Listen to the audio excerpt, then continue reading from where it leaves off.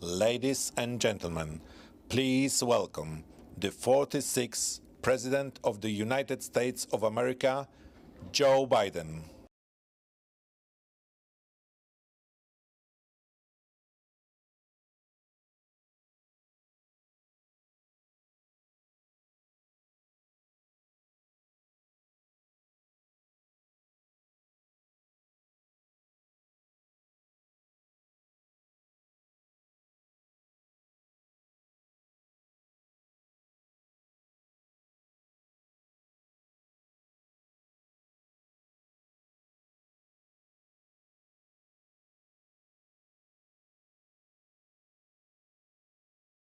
Hello, Poland.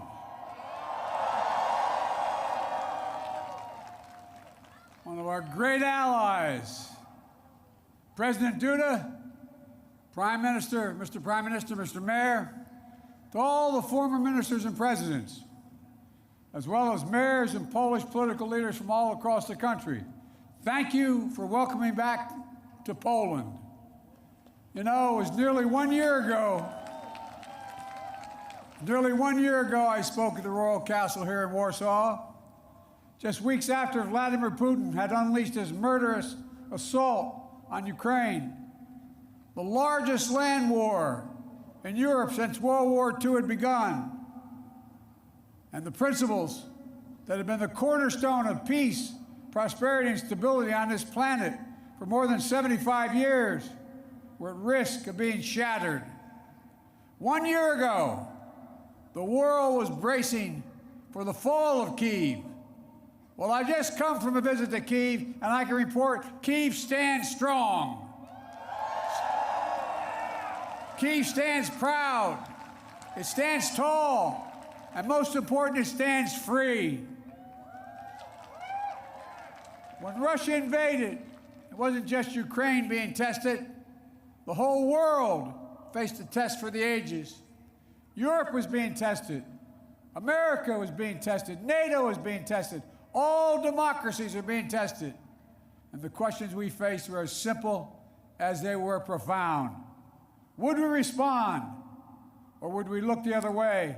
Would we be strong, or would we be weak? All of our allies, would be united or divided? 1 year later, we know the answer. We did respond. We would be strong. We would be united. And the world would not look the other way. We also face fundamental questions about the commitment to the most basic of principles. Would we stand up for the sovereignty of nations? Would we stand up for the right of people to live free from naked aggression? Would we stand up for democracy? 1 year later, we know the answers. Yes, we would stand up for sovereignty, and we did. Yes, we would stand up for the right of people to live free from aggression, and we did. And we would stand up for democracy, and we did. And yesterday, I had the honor to stand with President Zelensky in Kyiv to declare that we will keep standing up for these same things, no matter what.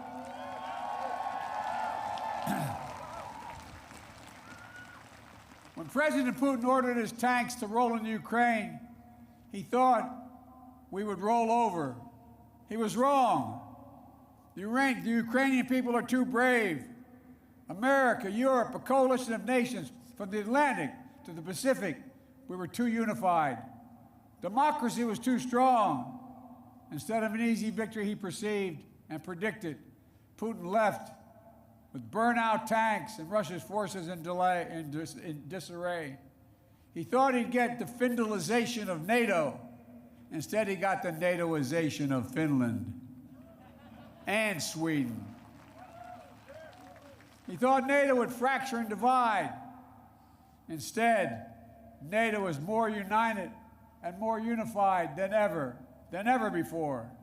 He thought he could weaponize energy to crack your resolve, Europe's resolve. Instead, we're working together to end Europe's dependence on Russian fossil fuels. He thought autocrats like himself were tough and leaders of democracy were soft. And then he met the iron will of America and the nations everywhere that refused to accept the world governed by fear and force. He found himself at war with a nation led by a man whose courage would be forged in fire and steel, President Zelensky. President Putin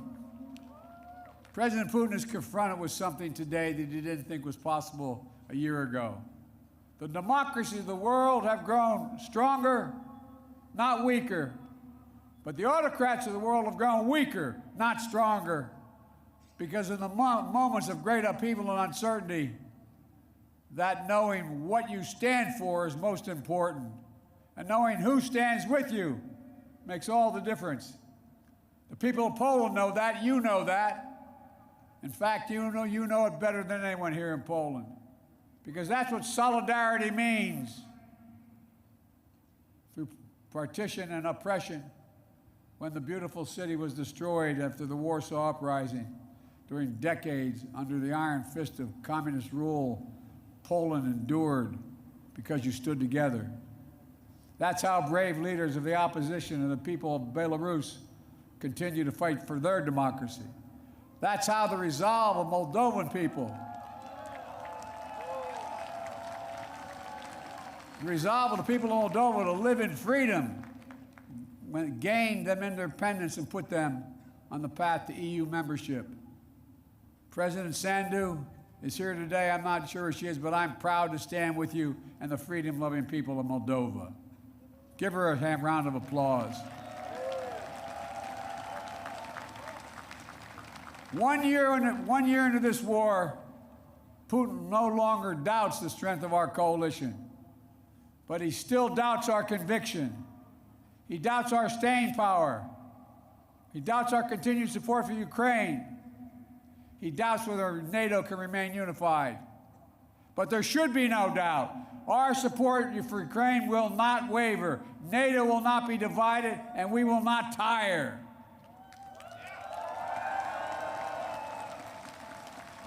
President Putin's craven lust for land and power will fail, and the Ukrainian people's love for their country will prevail. Democracies of the world will stand guard over freedom today, tomorrow, and forever.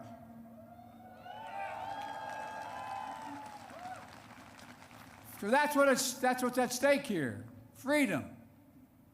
That's the message I carried to Kyiv yesterday, directly to the people of Ukraine. When President Zelensky said he came to the United States in December, quote, he said, "This struggle will define the world and what our children and grandchildren, how they live, and then their children and grandchildren." He wasn't only speaking about the children and grandchildren of Ukraine. He was speaking about all of our children and grandchildren, yours and mine. We're seeing again today what the people of Poland and the people across Europe saw for decades. Appetites of the autocrat cannot be appeased. They must be opposed. Autocrats only understand one word: no, no, no. No, you will not take my country. No, you will not take my freedom. No, you will not take my future. And I'll repeat tonight what I said last year in the same place. A dictator bent on rebuilding an empire will never be able to ease the people's love of liberty. Brutality will never grind down the will of the free. And Ukraine will never be a victory for Russia. Never.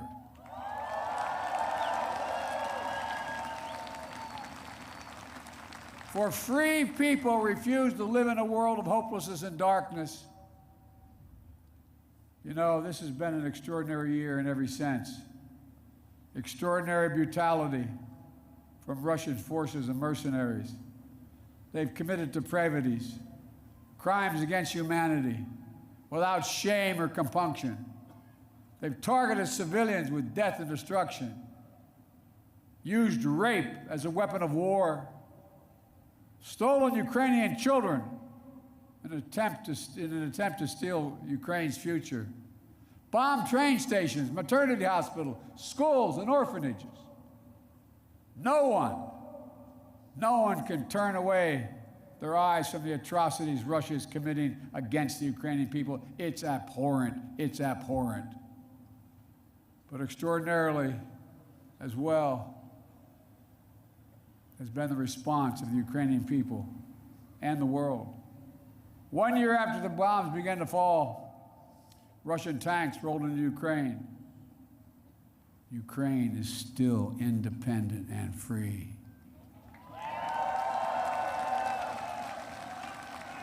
From Kherson to Kharkiv, Ukrainian fighters have reclaimed their land. More than 50% of the territory Russia held last year. The blue and the yellow flag of Ukraine proudly waves once again.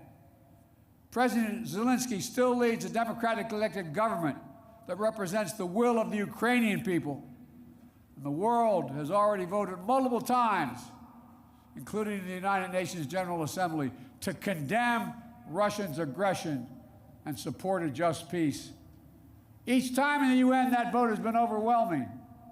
In October, 143 nations in the United Nations condemned Russia's illegal annexation. Only four in the entire UN voted with Russia. 4. So tonight, I speak once more to the people of Russia. The United States and the nations of Europe do not seek to control or destroy Russia. The West was not plotting to attack Russia, as Putin said today. And millions of Russian citizens who only want to live in peace with their neighbors are not the enemy. This war is never a necessity. It's a tragedy. President Putin chose this war. Every day the war continues is his choice. He could end the war with a word. It's simple. If Russia stopped invading Ukraine, it would end the war. If Ukraine stopped defending itself against Russia, it would be the end of Ukraine. That's why together we're making sure Ukraine can defend itself. The United States has assembled a worldwide coalition of more than 50 nations to get critical weapons and supplies to the brave Ukrainian fighters on the front lines. Air defense systems, artillery, ammunition, tanks, armored vehicles. The European Union and its member states have stepped up with unprecedented commitment to Ukraine, not just in security assistance, but economic and humanitarian refugee assistance and so much more.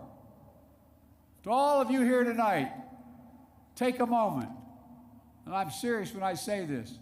Turn around and look at one another. Look at what you've done so far.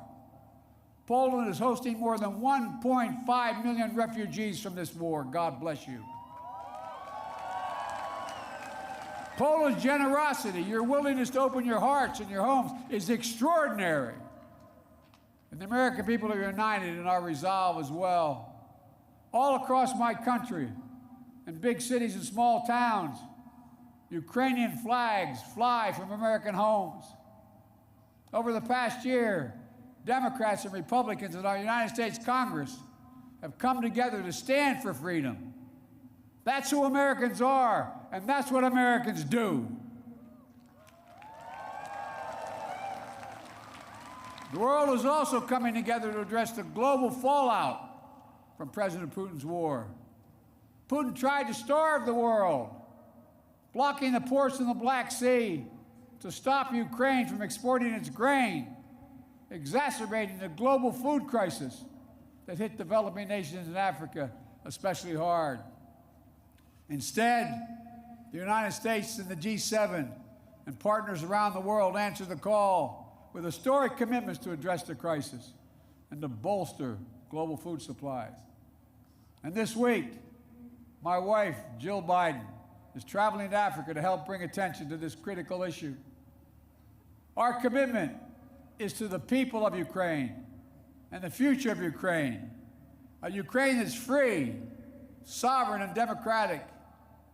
That was the dream of those who declared Ukraine's independence more than 30 years ago, who led the Orange Revolution and the Revolution of Dignity, who braved ice and fire in the Maidan, and the Heavenly 100 who died there, and those who continue still to root out Kremlin's efforts to corrupt, coerce, and control.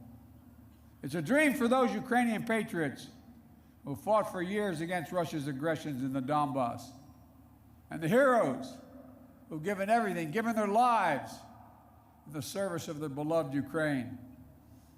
I was honored to visit their memorial in Kyiv yesterday, to pay tribute to the sacrifice of those who lost their lives, standing alongside President Zelensky. The United States and our partners stand with Ukraine's teachers, its hospital staff, its emergency responders, the workers in cities across Ukraine who are fighting to keep the power on in the face of Russia's cruel bombardment. We stand with the millions of refugees of this war who found a welcome in Europe and the United States, particularly here in Poland. Ordinary people all across Europe did whatever they could to help and continue to do so. Polish businesses, civil society, cultural leaders, including the First Lady of Poland, who is here tonight, have led with the heart and determination, showcasing all that's good about the human spirit. Madam First Lady, we love you. Thank you all.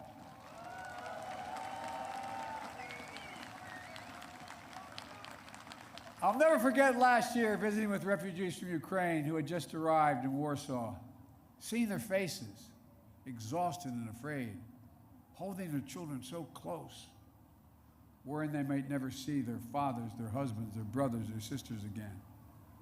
In that darkest moment of their lives, you, the people of Poland, offered them safety and light.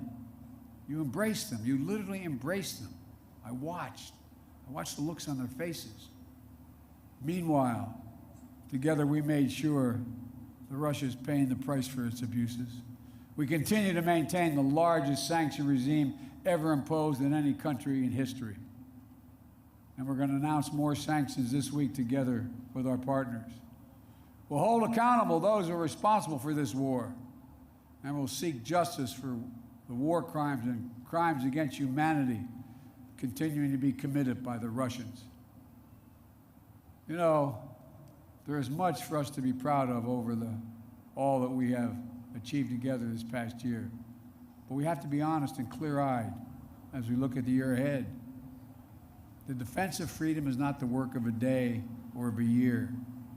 It's always difficult. It's always important.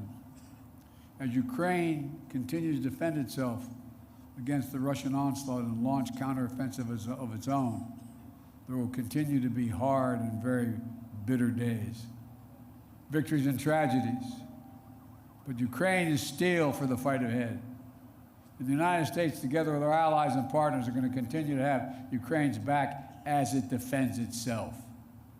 Next year, I will host every member of NATO for our 2024 summit in the United States. Together, we'll celebrate the 75th anniversary of the strongest defensive alliance in the history of the world, NATO. And let there be no doubt, the commitment of the United States to our NATO alliance and Article 5 is rock solid. And every member of NATO knows it, and Russia knows it as well. An attack against one is an attack against all. It's a sacred oath. Sacred oath to defend every inch of NATO territory. Over the past year, the United States has come together with our allies and partners in an extraordinary coalition to stand against Russian aggression. But the work in front of us is not just what we're against, it's about what we're for. What kind of world do we want to build? We need to take the strength and capacity of this coalition and apply it to lifting up the lives of people everywhere, improving health, growing prosperity, preserving the planet, building peace and security, treating everyone with dignity and respect. That's our responsibility. The democracies of the world have to deliver it for our people. As we gather tonight, the world, in my view, is at an inflection point.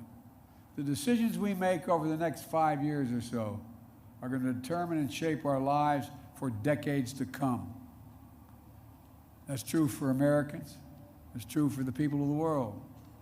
And while decisions are ours to make now. The principles and the stakes are eternal. The choice between chaos and stability, between building and destroying, between hope and fear, between democracy that lifts up the human spirit and the brutal hand of the dictator who crushes it, between nothing less than limitation and possibilities, the kind of possibilities that come when people who live not in captivity but in freedom. Freedom. Freedom. There is no sweeter word than freedom. There is no nobler goal than freedom. There's no higher aspiration than freedom. Americans know that, and you know it. And all that we do now must be done so our children and grandchildren will know it as well. Freedom. The enemy of the tyrant and the hope of the brave and the truth of the ages. Freedom. Stand with us. We will stand with you. Let us move forward with faith and conviction and with an abiding commitment to be allies, not of darkness but of light, not of oppression but of liberation, not of captivity but, yes, of freedom. May God bless you all. May God protect our troops. And may God bless the heroes of Ukraine and all those who defend freedom around the world. Thank you, Poland. Thank you, thank you, thank you for what you're doing. God bless you all.